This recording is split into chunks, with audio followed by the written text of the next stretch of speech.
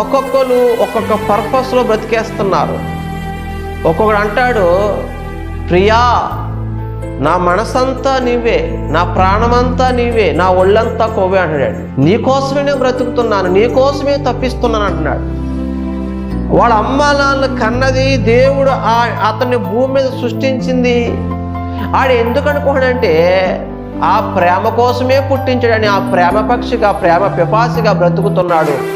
ఒకరోజు ఆ అమ్మాయి ఎవరినో పెళ్లి చేసి వెళ్ళిపోతుంటే, ఇదిగో నీ ప్రేమ అబద్ధం, నేను నీకోసమే బ్రతికాను, నాది సిన్సియర్ లవ్, ఇదిగో నువ్వు లేకుండా నేను బ్రతకలేను, ఇదిగో నేను చచ్చిపోతున్నానని సెల్ఫీ తీసుకుని వీడియో రికార్డ్ చేసి అది సోషల్ మీడియాలో పోస్ట్ చేసి చచ్చిపోతున్న పిచ్చోళ్ళు ఎంతోమంది ఉన్నారు. ఒరే బాబు, మీ అమ్మ నిన్ను 9 మాసాలు మోసి పాలిచ్చి పెంచి, మీ తండ్రి దివారాత్రులు కష్టపడి నీకు విద్యాబుద్ధులు నేర్పించి, నీకు వస్త్రాలు ఇచ్చి, నీ మీద ఎంతో ఖర్చు పెట్టి నువ్వు ప్రయోజకుడు అవ్వాలని, నువ్వు గొప్పోడవ్వాలని కళ్ళకని ఎన్నో ఆశలు పెట్టుకున్నారు.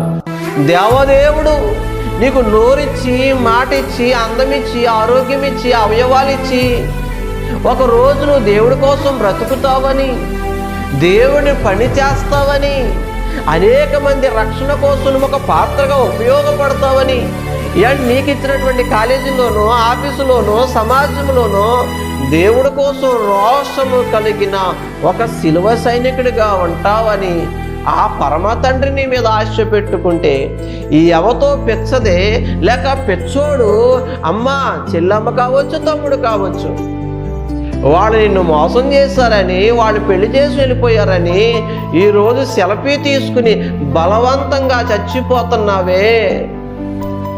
నీ పుట్టుక పరమార్థం నీకు అర్థమయ్యిందా? నువ్వు ఎందుకు బ్రతుకుతున్నావో నీకు అర్థమవుతుందా? ఎందుకు చచ్చిపోతున్నావు, ఎవరి కోసం చచ్చిపోతున్నావో నీకు అర్థమవుతుందా? జీవితం విలువ తెలియకుండా బ్రతుకుతున్నావు. ఎంత విచారం, ఎంత బాధ. పౌలు భక్తుడు అంటాడు, బ్రతికితే యేసయ్య కోసం బ్రతుకుతాను, ఒకవేళ చనిపోవలసి వస్తే యేసయ్య కోసం చచ్చిపోతాను, ఆ దేవుడి కోసం చనిపోవడం కూడా నాకు లాభము అంటున్నాడండి బాబు.